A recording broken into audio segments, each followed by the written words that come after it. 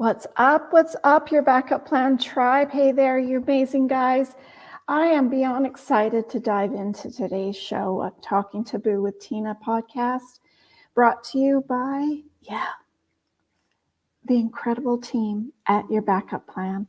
I'm so excited to be here today with you guys.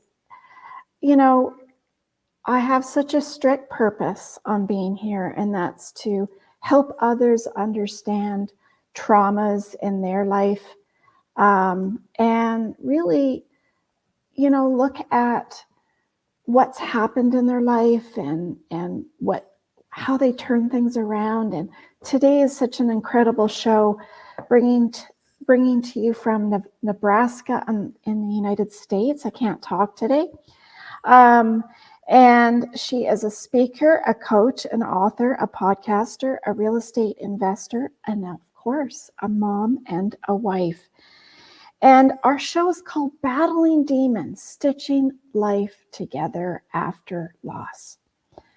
We talk about grief, we talk about loss on our show all the time. And of course, it brings up a very important topic, which is how did they leave their estate after? How did they leave their stuff? Because when we're here and when we're in our 3D world in our bodies and working and having a family and all of that stuff, it's so busy, we forget about our stuff. And our stuff is making plans to put it all together in one safe place so that your family and friends, your loved ones know where to find it and can access it at the drop of a hat. And that's what we're all about here today. So that being said, let's get on with our story. I'm Tina. I'm not just your typical mom, but a real person, and on a mission to help families and individuals face life's curveballs head on, having an app at your side as you're an assistant, as you can then move on and have things there for yourself as well as for your loved ones. So that being said, I am an emergency preparedness coach, a creator and developer of Your Backup Plan, and of course, a podcaster on Talking Taboo with Tina. So let's get the party started and let's bring on Tabatha just after a quick commercial break. In the blink of an eye, life can change dramatically. On our podcast, Talking Taboo with Tina, we delve into these life-altering events with celebrities, authors, and everyday people just like you. You'll also discover Your Backup Plan app, a life-organizing tool designed to prepare you for any unexpected circumstance. It's your safety net, taking the sting out of tragedy. Imagine a plan B that ensures your finances are safe, even in the worst-case scenario. But it doesn't end there. Join our vibrant Facebook group for free webinars on backup planning and secure your future today. Yay, let's bring on Tabatha, all the way from Nebraska. Welcome, Tabatha. Hello, thank you for having me, Tina. Oh, I'm so excited to have you on today to talk about your journey, and it's an incredible one, and I'm not going to give out any tips or hints to the story just yet, because I know that you will. So where did all of this craziness journey start for you, Tabatha?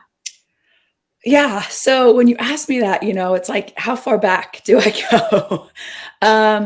In a span of 5 years, I lost, and I apologize for my voice for you out there if I sound a little raspy. But in a span of 5 years, I had lost my mom, my sister, and my grandmother, my maternal grandmother.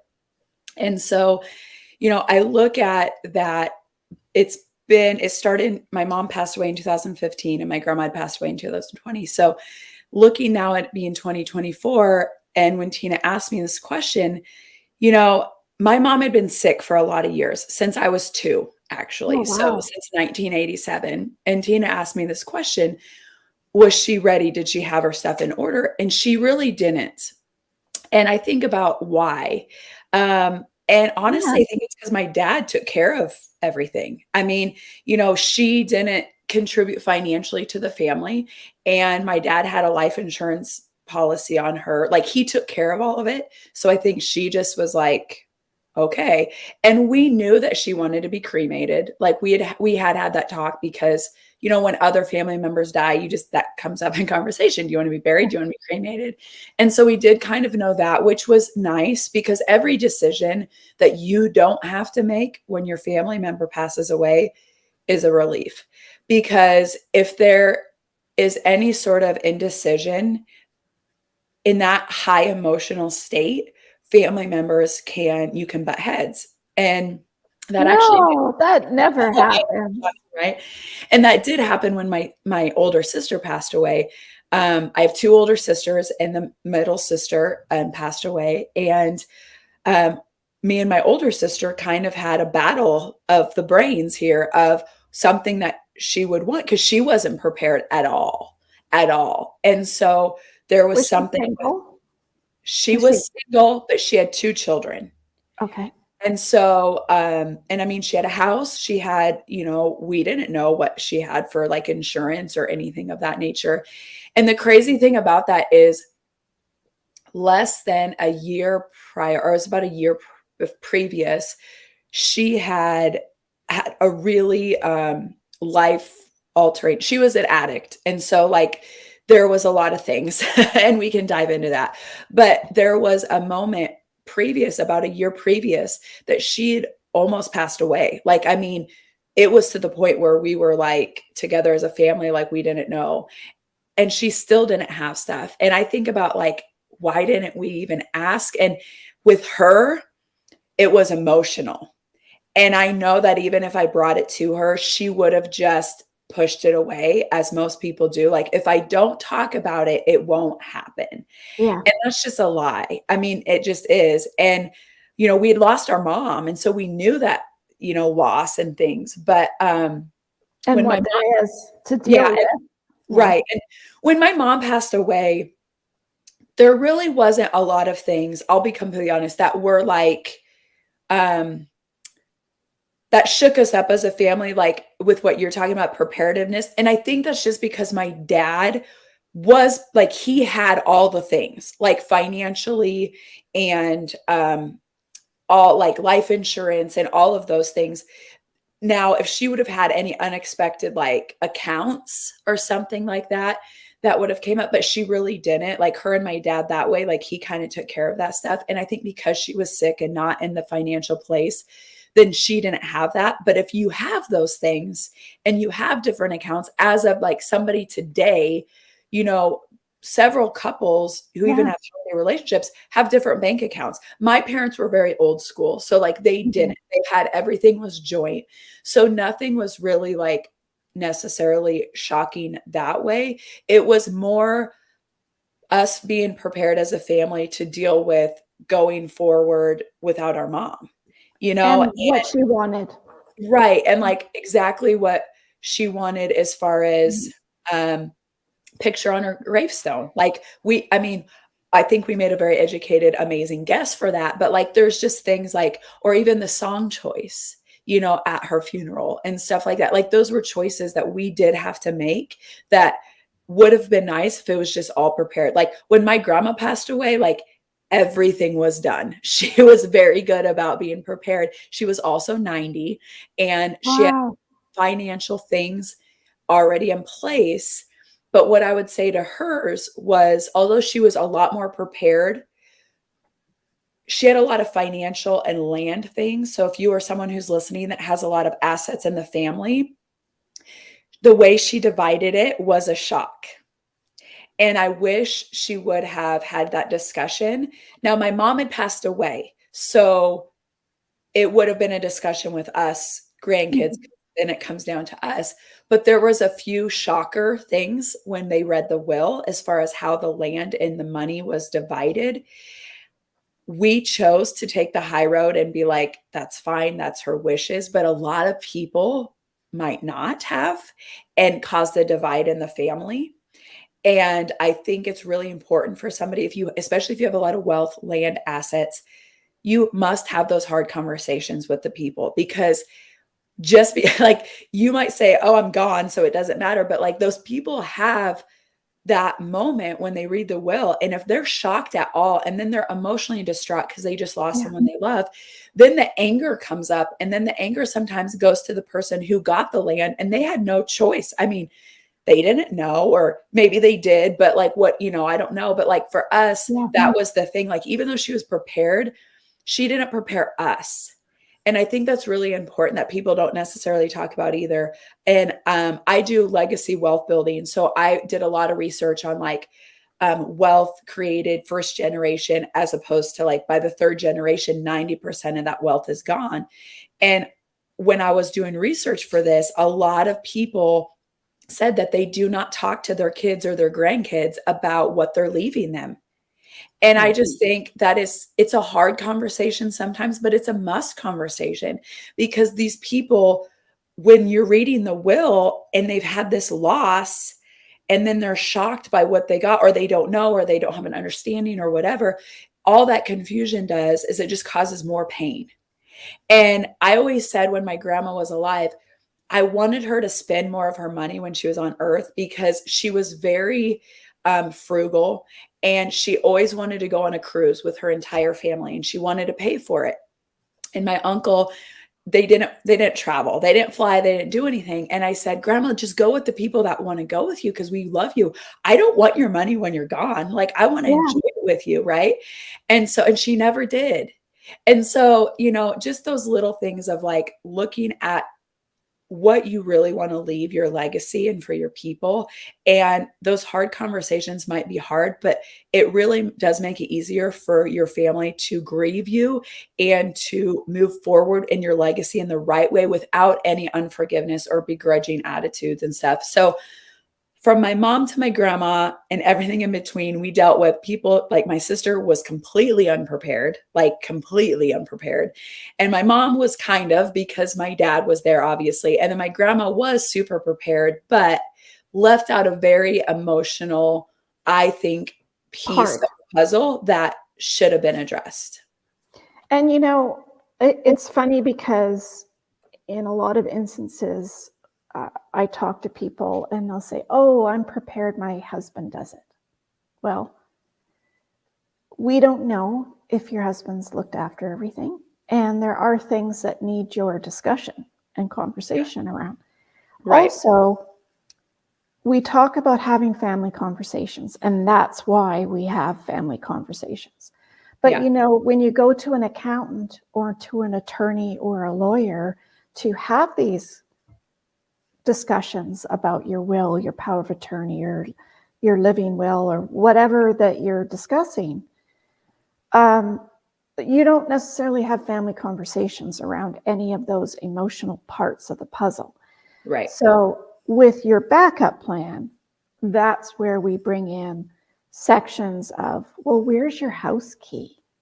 Because you might have a sister or brother that you don't have their house key. You usually just call them and show up at their door.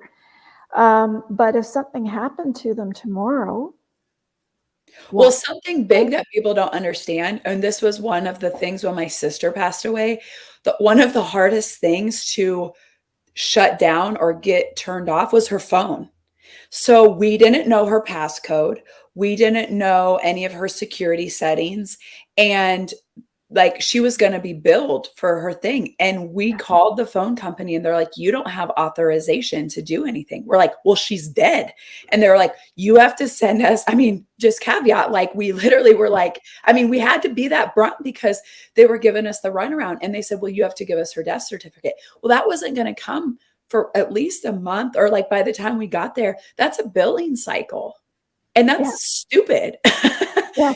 And so there was just even stuff like that, like turning off the gas or whatever. They have to wait. And I get it. They are legally bound because, people could say, oh, I died and I didn't, they just want to get out of their bill. But not having somebody on your account that's, authorized to do those things is super important, because you go through another billing cycle, that could be $1,000 worth of bills. Now, some companies will reimburse, like if you show the death certificate, but not always. And then when you're in the midst of it, you're not thinking about paying their bills. You're trying to literally move on. Right. And so just just those little things. Cause I remember my older sister called me, and was like, do you know her passcode? And I'm like, I don't. And they're like, oh my gosh, we can't get into her phone. We can't access this, and we got to do this. And then she'd gotten a new phone. So like it was going to cost them all this stuff. And, we kind of laugh about it now, but like in the midst of it, you're just kind of annoyed and pissed, and like the whole process of it, of how it's like working out, and yeah, so just like those little things, I think it's just important to have somebody else. I've been thinking about like me and my husband, and we talk about it. And even just after talking with you and doing this podcast, I'm like, we have got to get some stuff in order, because we talk about it and we have discussions over it, but like nothing that's super concrete. Like I have a lot of accounts for my business that he wouldn't know, and they would just charge us for the month. And, having all of that, even in a file that's like when I'm dead or something. I mean, we joke about it, but like, seriously, it needs to be something that's like in order for people through that grief. And they can go in there, even a third party, like someone who's maybe not super close to the family, could come in and shut off all of those things, close down those accounts, make sure everything's that, so that the family doesn't necessarily have to. And so I think having that in place is really important too.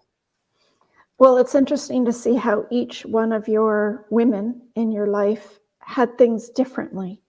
Not at all, some, a little bit, Yeah. And I've talked to some and said, oh, it's all done.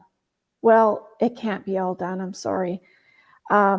Because I teach people every single day, about all the things that you probably didn't even think about. Right. Like with my grandma, a lot of her stuff on paper would have looked like it was done. And it technically was, but it wasn't, because we had no idea. So I want to ask your audience, like, if you think you're done, have you shared with your family? Like, this is who's getting the china. This is who's getting like even the little things. Like I remember when my husband's grandma passed away, she wanted her family to get whatever they wanted. Like, if it was the china hutch or whatever, and then whatever was left, they could auction off. But if somebody from the family wanted it, but they didn't do that.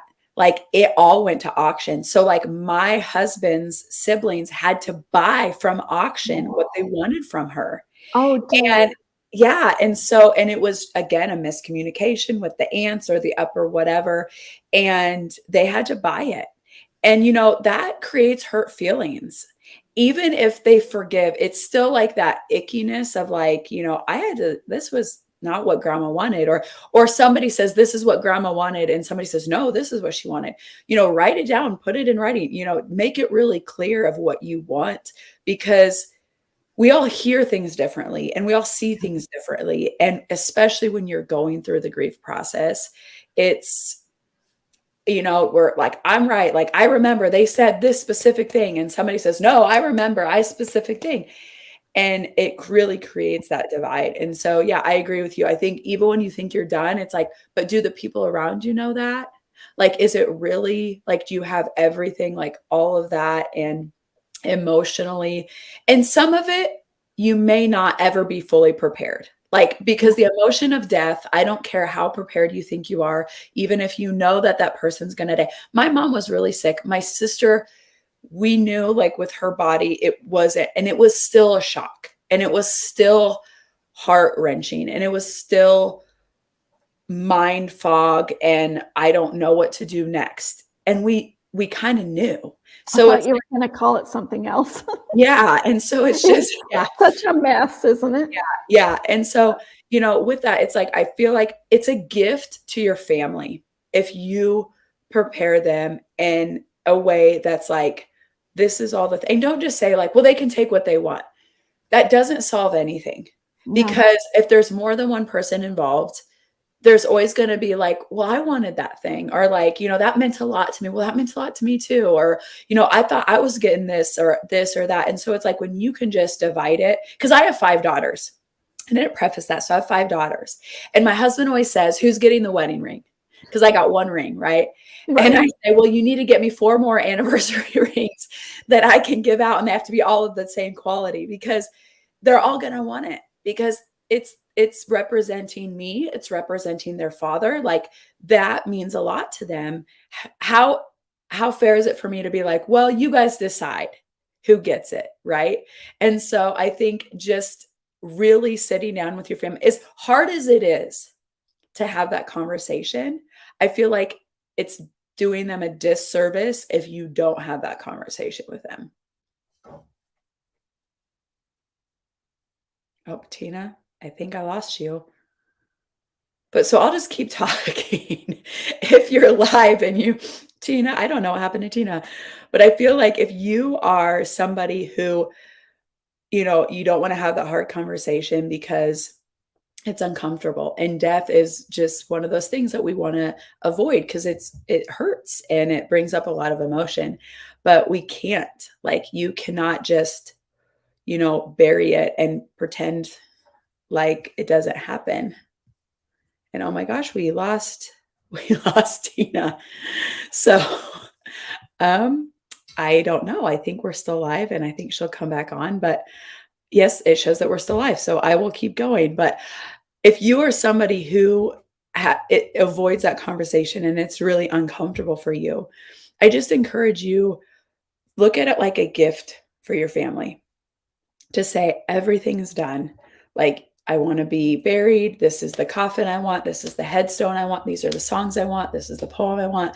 This is the funeral arrangements. This is how I want things divided, even having that conversation. Now, if you're young and you have young kids and they don't know, if there's certain things that you want for your kids, like I want, this for my daughter, my oldest daughter, I want this for my younger daughter or my son or whatever, like write that down and put it down on paper for them so that they know, because otherwise it's really hard when you're in the midst of it. And, I'm smiling now because I have healed a lot of those wounds. But when I think back to when they happened, it was hard. And I mean, there's even things still with like my grandma's estate that it's really frustrating.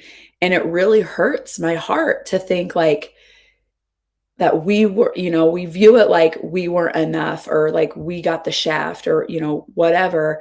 And I know that that's really probably not what she was thinking, but that's how I'm interpreting it because she never had a conversation with us about that.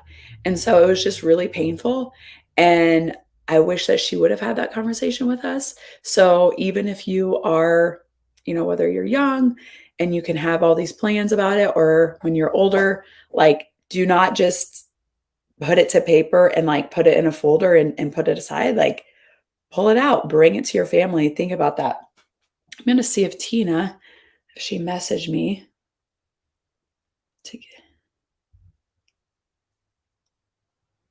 Oh, she says she's coming back on.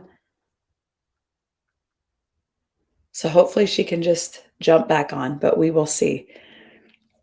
So anyway, so that's what my piece of advice would be. And like I said, like I talk about like legacy wealth building.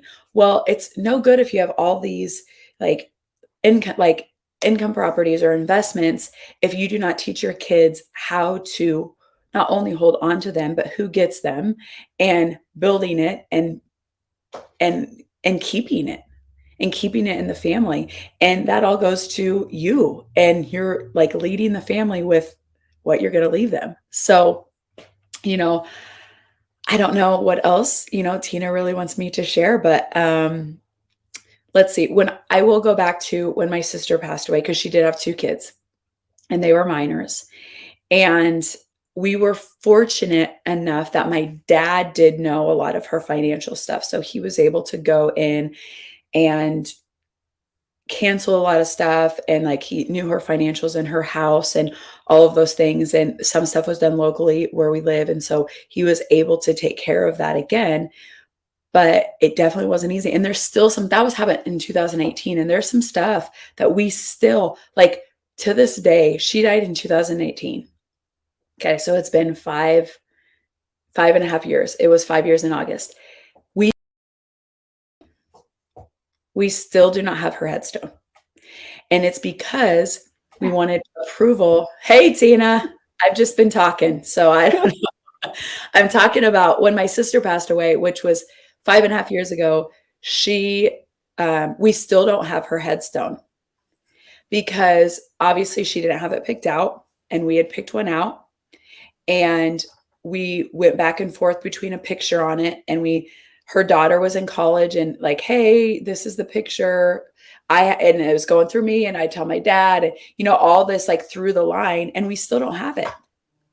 And it would have been so nice if she would have just had that all taken care of, because here it is 5.5 years later, still don't have the headstone. Now, I don't recommend that for anybody. Be a little bit more on top of it. But for me, it's not a top priority.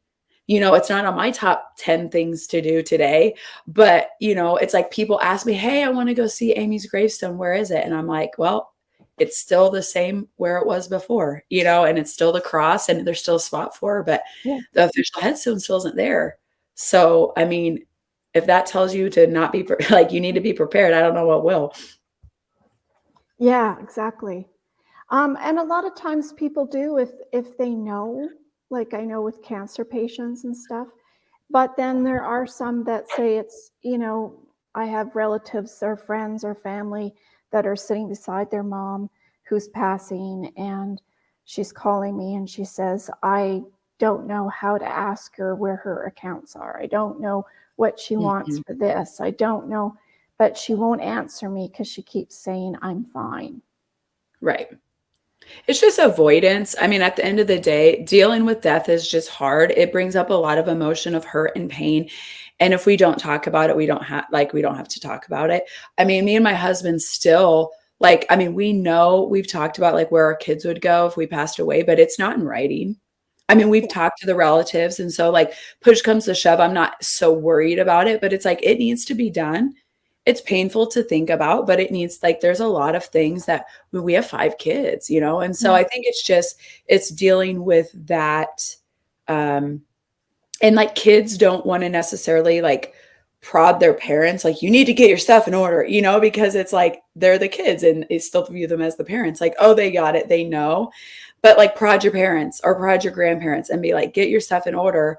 And if there is something in the family that you want, or like you see, like, like getting like an account, like your name on an account, like if you have a grandparent, get your name on their account so that you can access it. Most cell phone companies will allow like a second user, just so like when that happens, it's just easier.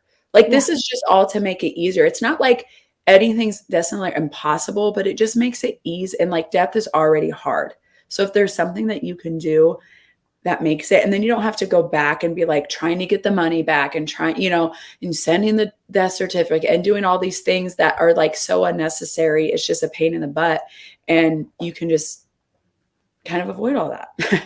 Oh, it's so true, because I noticed that a lot of the times you spend so much time going over it and speaking to someone else and then speaking to someone else. And then sometimes you even get the wrong information. And I'll give you an example. I phoned I think it was a cell phone company. I can't even remember now. But when you explain the situation, they'll say, well, they keep on going back. Well, I can't because the person's passed away. Well, blah, blah, blah, blah. No, I can't. Like, how many times do we have to keep saying it? Yep. And if it hurts, like if it's your husband, somebody close, it's even harder. Yep. Yeah. Because it's hard to say out loud. Like you have it in your mind, but you don't want to keep saying it out loud because it hurts too much. Yep. Yeah, for sure. What happened to your sister's kids then? Like, what did they do? So they have a father, and he just lived a couple blocks from them. So like they officially moved in with him, and we were close with him. So like, again, nothing was like for us was, super turmoil. But I know other people, with divorce situations, and somebody dies, then they take them away and you don't get to see them, and it's heart-wrenching. But in that instance, like there was nothing, like it's not like she could have left the kids to me or my dad because their dad was fit to raise them, and hopefully you have a good enough relationship that way. But yeah, and then the house, like I said it while you were gone, but my dad knew a lot of her financials. So a lot of things came and he just switched it to his name, like her house and her bills. And he just switched it and then took care of it. But not a lot of people have that luxury. He just stepped right in. That's just what my dad does. And he just kind of took care of it. But like the house he still has, and he gets rent from it. And it goes in a trust for the kids, I believe, and different things like that. And so there's just stuff that like will go to her kids, but she didn't have a lot either. It's just the nature of being an addict. There wasn't a whole lot going that part of it. Yeah. But yeah, there's a lot of just little things that would have been nice if they were, taken care of. But Okay. I know her personality, and I could have never seen her prepare because she just didn't want to believe it. No. And that was part of her being an addict too. It was just like avoidance. Let me avoid the pain. Let me numb the pain. That's never going to happen. This is that. So that wasn't abnormal, for her personality type. Yeah. I've had a few clients that have had husbands who passed away, and they might not have been an addict, but they had a small business and had a lot of toys. Mm-hmm. And when you have a lot of toys, what does the wife do with all of this stuff? Do they know how much its value is? Do they know to sell it or keep it? Do they know how it operates? Do they know what it's worth? Like, there's so many things to talk about before the person goes, like it's a lot. Yeah, for sure. And how did the kids cope? Are they doing okay? Yeah, I mean, they are really doing great. That was, like I said, that was about it was 5.5 years ago. Her oldest daughter's married and a PA, and her son's in college, and they had a really great support system, and we were there for them for everything. Have they fully healed from the trauma? Probably not, because I don't know that they've really dove into the addiction, because she was an addict most of their life. And so, dealing with that stuff, but we always try to bring it up. And even with my kids, they know Aunt Amy, the struggles that she went through, and we still love her and all those things. And we talk about her in a vibrant way, but that what she did, inevitably caused this. And, that's painful to talk about sometimes. And, we just, even with her kids, we talk about it openly as much as they want to, but I'm not here to push them into you have to do it. Yeah. Because everybody grieves in different ways, and it can literally take decades, especially with what they really went through and saw. And some of the stuff we don't even know what they saw or experienced. So we're just here loving them as a family and growing and moving forward as a family. Sounds like they have a lot of family, though. Yeah, they do. And they're really close with their dad, which helps. And like I said, we have me and my older sister, and then I have 2 other brothers that are uncles to them. And so they definitely have the support there. And they're always welcome in my home, and they come for holidays. And I helped do their graduations and their weddings and everything. So what do you think was the worst part of both of those passing away? Would you say the most difficult emotionally was?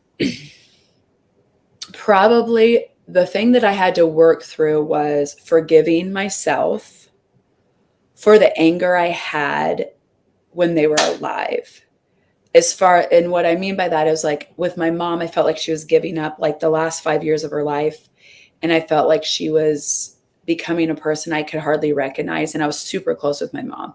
And so I was angry because I was fighting for her, and I felt like she wasn't fighting for herself. And so I wasn't always kind, or I wasn't always loving. And same with my sister. There was a lot of things because we were super close growing up. And then as we got older and the addiction became stronger, there was a divide. And so I put a lot of walls up. And the end of their life, I was able to reconcile really well with my sister. And I was able to tell my mom how amazing she was, because both of them, I was there when they passed. Oh, And wow. so, yeah. So with my mom, I was able to look at her in the eyes in the hospital with her coherent and say, like, you're an amazing mom. I'm so sorry. Do you forgive me? But it was forgiving myself, and forgiving them.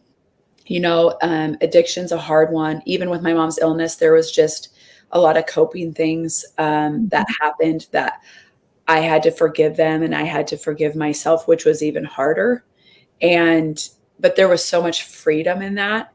And Yeah. then being okay with the fact that I was okay with them passing. And what I mean by that is they were in a lot of pain the last years of their life. My mom physically, mentally, my sister obviously, spiritually, emotionally with the addiction, and they were set free. And as much as I missed who they were, when I was younger, Mhm. they were, I don't like to say, oh, they're in a better place because that's so trite, but like literally, it was a good thing. And being okay to say that, because a lot of people don't understand that if you've never experienced it, especially if you're dealing with someone who is an addict and literally internally and mentally anguish every single day, for them to be free of that. It gave me peace. Yeah. And so, yeah, so I would say that those things. So that's funny because it's not any of the mess or the family situation, but the emotional aspect of the relationship that you had with them. Isn't that interesting how there could have been anything you could have said, but that was the Right. I hardest mean, part? yeah, and like even with my grandma's stuff, um and she was older, so I feel like when you lose someone who's older and like you've had some time with them, um it's a lot more like peaceful. It's like knowing that. I think with my grandma, I wish I would have recorded more moments with her and like her stories and Mhm. remember wins. And I know you're talking about like financial planning and backup stuff, but like that's almost a backup plan. Like to keep the generations alive, like It record is. stories, write them down, video them. I'm going to do that with my in-laws, just like of how they grew up and moments that they remember with me and my husband and with my husband and all of those things, because that's your backup plan too, because that's how people It remember is. you. And so doing more of that, I never really did that with my mom. And my dad doesn't remember anything. And my mom is gone, so I'm like, okay, what's the truth here? So if I wish I would have recorded more stories of my mom and my mom's voice, because I don't Yes. have a lot of that, and I wish I would have had more of that. That's interesting too, because in your backup plan, we do webinars on legacy Mhm. and leaving a legacy because it truly is a memory that you can keep. And so we talk in the webinars about handwriting to be able to see what their handwriting looked like, Yep. or their recipes, or their stories, or poetry, or songs, or they played music, or like And those I do are, have songs, like, I listen to songs specifically for my mom, and Christmas, she was really big on, so I have a few pieces of that, and then, like, what something I pulled out that the other day that was, like, handwritten of my mom, and it's yeah, just little things like that that truly really matter, and that's what I'm saying, like, with leaving your kids stuff, it's even if you don't have big stuff, it doesn't have to be, like, a house or a car. It could yeah, literally be a book or a recipe or whatever, but that you want to give your kid, you or know somebody. Yeah, yeah, yes, yes, or someone in your life, yes. I use kids because of kids, but yes, like siblings and all whoever. exactly. Yep.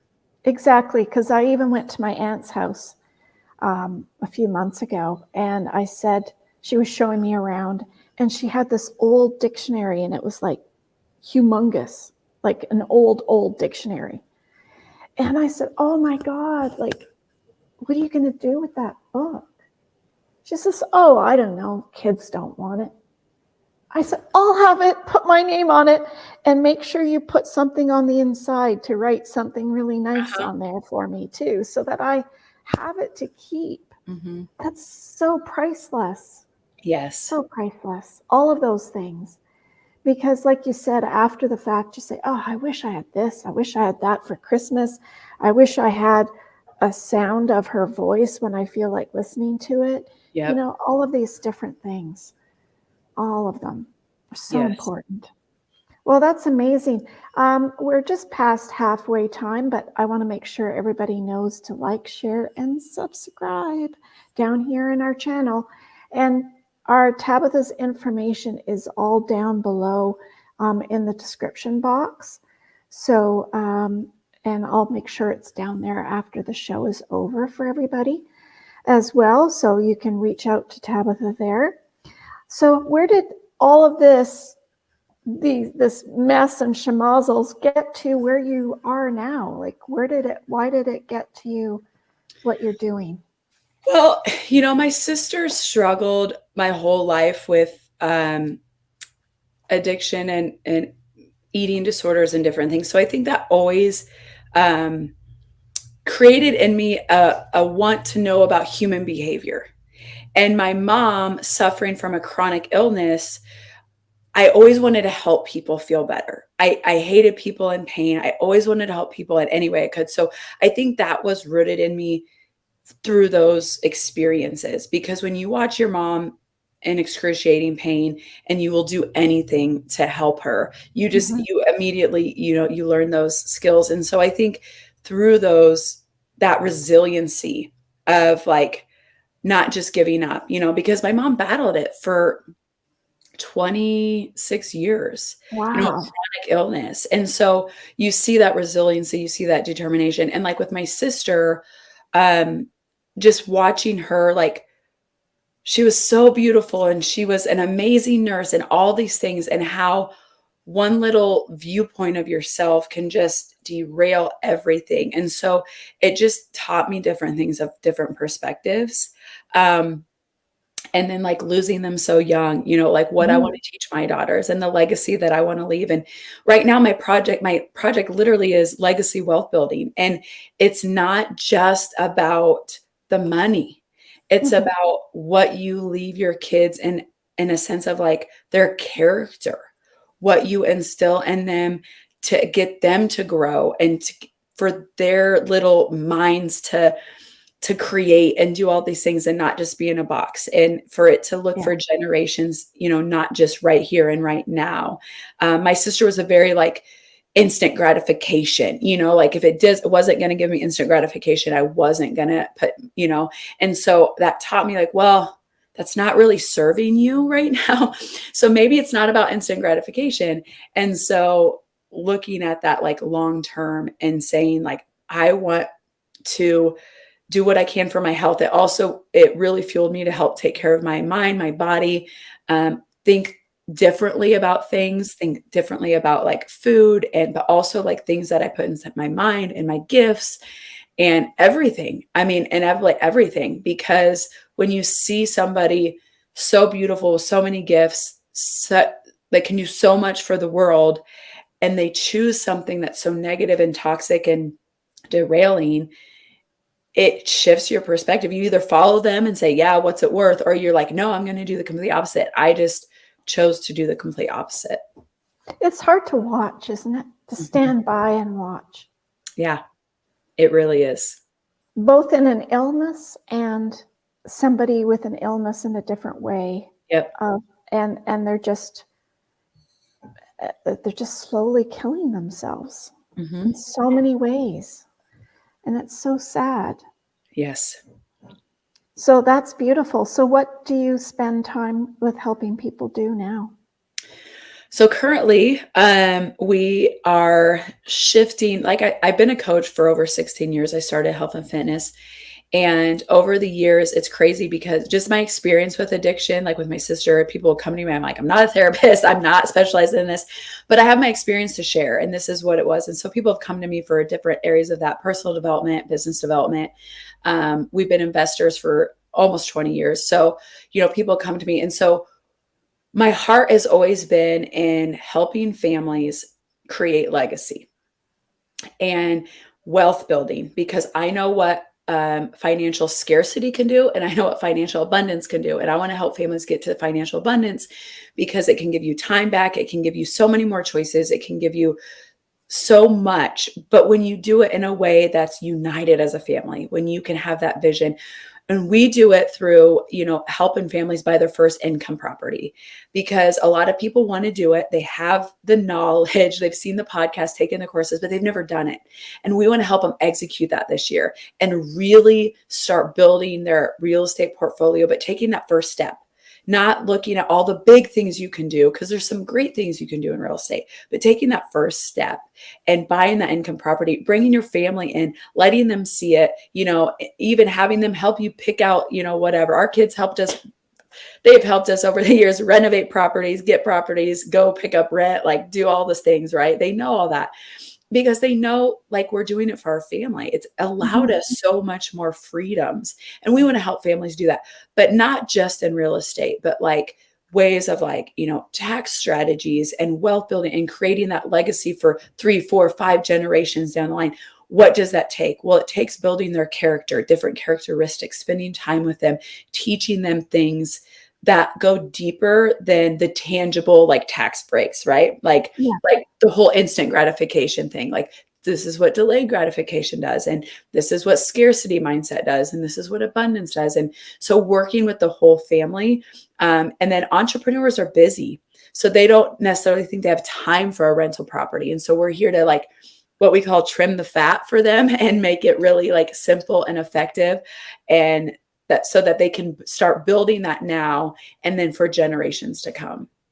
That's so cool, because I think a lot of times people don't realize how easy it can be. Mm-hmm. It's just taking that step. I mean, people ask me, like, how are we different? And I'm like, honestly, the education of it, like our strategy of what we do is a little bit different. But like, I mean, the basic steps of real estate are pretty simple. You can't really be like super creative. I mean, it's like you buy a house, you get renters in it, that, but there's definitely little tricks, strategies, hacks, the community of it, the consulting, it's the certainty, it's having someone walk alongside you, connecting with you, almost giving you permission, like it's okay to do this. When do you renovate? How do you renovate? How do you, screen for good tenants? Like, what areas do you buy in, and those little things. But like having that person in that community walk alongside you, especially when you've invested in a program, because you are going to follow through with it. See, that's the thing. There's a lot of these, like, even free groups, which I think are great. But when you're talking about wealth building, you got to have some skin in the game, because otherwise it's too easy to say, I'll do it tomorrow. It's kind of like with the backup plan. If I paid you $10,000 and then I did nothing with it, that's the stupidest thing I could do. But it's like when you invest in it, then it's like, okay, I'm definitely going to do this because I have skin in the game here. And then I'm going to trust you. Like, I'm consulting with you, and I'm, the strategies are there, and we make it really simple. Like I said, really simple and effective. And I think that's really like our sweet spot. It's like when you have that connection and that collaboration, and you make it simple and effective so people understand it. Because in real estate and wealth building and taxes, I told my husband, it's like so stiff and so like in a box, and it's just boring and nobody wants to learn about it. And it's like, if we can make it fun and like peaceful and joy for the whole family so they can all be in on it, like that's what it's about. And we didn't have that. And so we struggled a lot, and there was a lot of things that we would have done differently, and we would have grown faster. And so it's like, if we can help a family grow faster and be better at it, then that's what we want to do for them.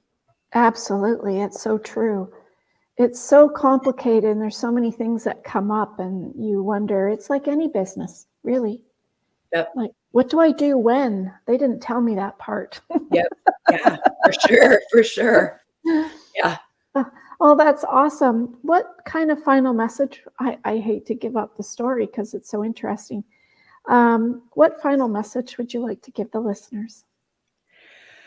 If you're on here, you're clearly interested in taking care of your family beyond your living. I mean, that's just really ultimately why we do this, right? Because we love our loved ones. And I said this before, but I'm just going to preface this again. It's a gift to be prepared, for you to have the hard conversations. And as I'm telling you guys this, I'm telling myself this because I'm realizing how unprepared we are. And yes, you can say I'm only 38, but my sister was 38. My sister was 38 when she passed away. So we never know how much time we have.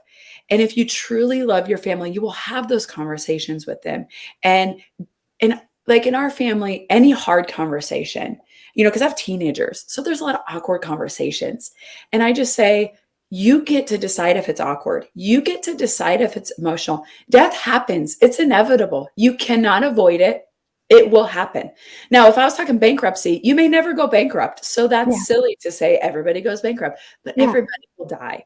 And that is just the truth. And as hard as it is, if you can talk about it in a way that's open, first of all, it allows your family to know that it's open to have feelings about it. So then the grieving process is a lot more healing. In our family, the one thing that has always helped is we've always been open about like my sister's addiction. And like if we ever hid that, it would have been a lot harder to move on and find peace. So Yeah. like the more open you can be with death and with your affairs, that's a gift that you get to give your family. And you teach them to do that for their families, whether that's siblings, parents, kids. You allow them the opportunity, like, man, she had everything. That was so nice. Like, that was so Mhm. nice. I'm going to gift that to, to my family. Susie. Mhm. Yeah. Oh, that's beautiful. I think you have so much more to say about all of those things really down deep inside of you. Yeah. I mean, it just is. I feel like even as I say it, it's just a matter of doing it.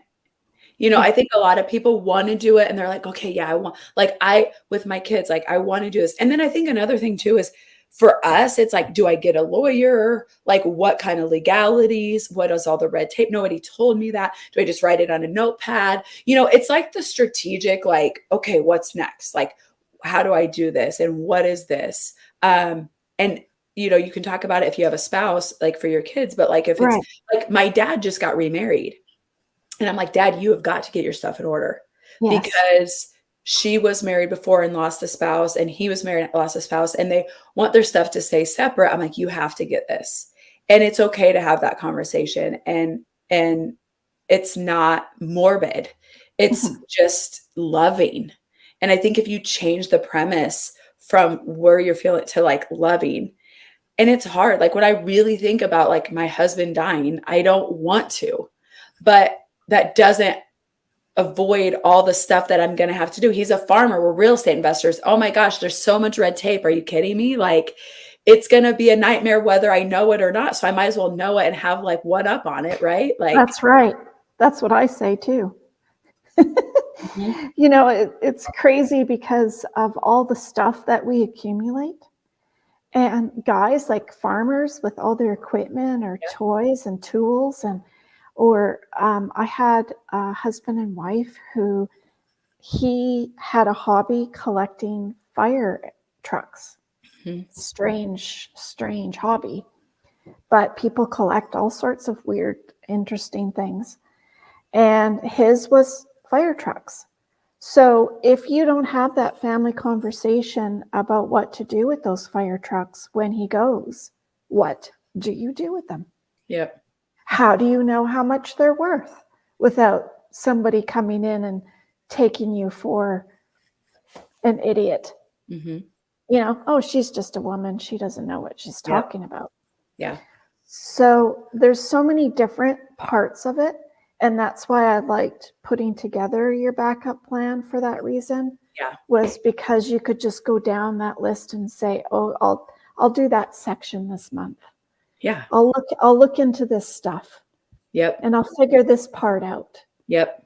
For sure. And then I'll wait a month and then maybe next month I'll do this part. And then pretty soon it's all done. But I always say if you have one section done, you're way further ahead than most people. Right. Yeah, for sure. Just take that first step. Just Yeah. progress forward. Oh, and I have an idea for your girls. So Yes. you want to give a diamond ring to each of them. You can have your cremation ashes put into a diamond. We have looked into that actually because my mom was cremated. And so we saw the stuff for cremation and we thought that was pretty unique too. So yeah, definitely something to think about. That's really nice to be able to make sure you pass it on to who you Yeah. want to pass all that stuff on to. Right. Yep. Yeah, so that was my little idea that Yes. I had Thank you for for you that. Yeah, with so absolutely. many girls. Yes. So many girls. Oh, Yes. that's awesome. Thank you so much, Tabitha. I'm so You're excited welcome. to have you on the show. Thank you so Yes. Thank much. you for having me.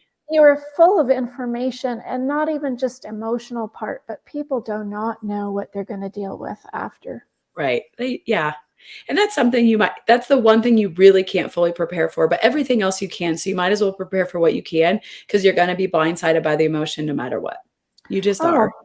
you are your own, as well as who are they right now? Mm. Like I can't believe what happens in families and friends. Like Yeah.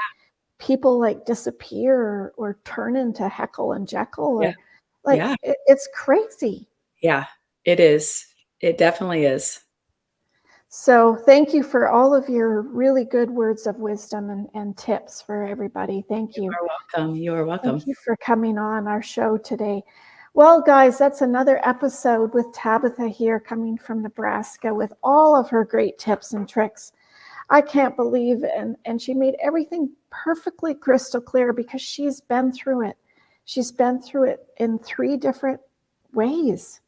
Mhm. And if you had a 4th one, there might be even another way. But, it is so true. Some people have things done. Some people have a little bit done. Some people have nothing done. Yep.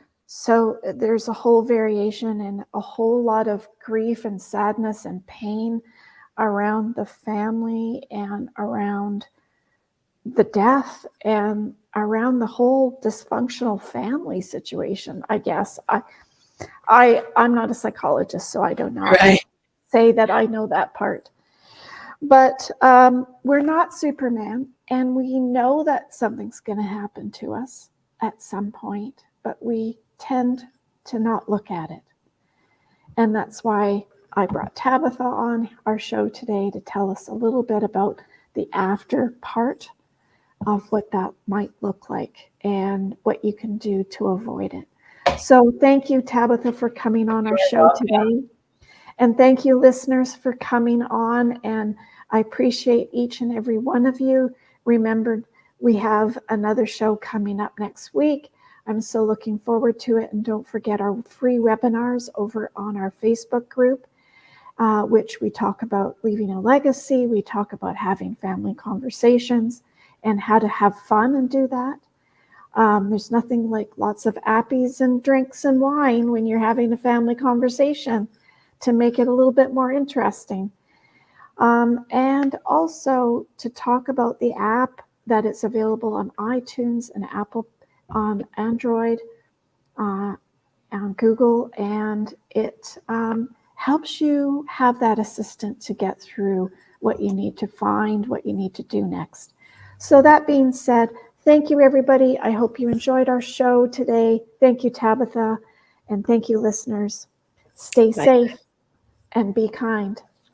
Till next week. Bye.